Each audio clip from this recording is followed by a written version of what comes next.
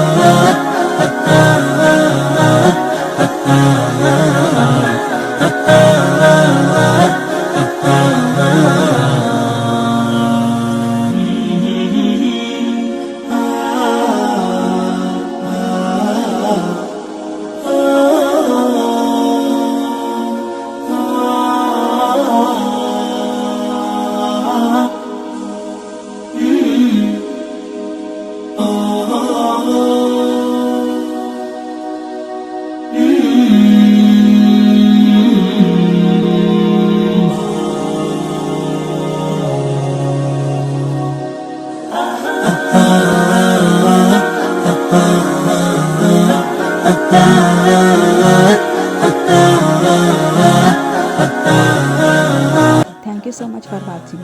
Friend, आपको कौन सा ड्रेस अच्छा लगा, कौन सा कलर कॉम्बिनेशन अच्छा लगा, ज़रूर कमेंट बॉक्स में कमेंट करना। Thank you so much.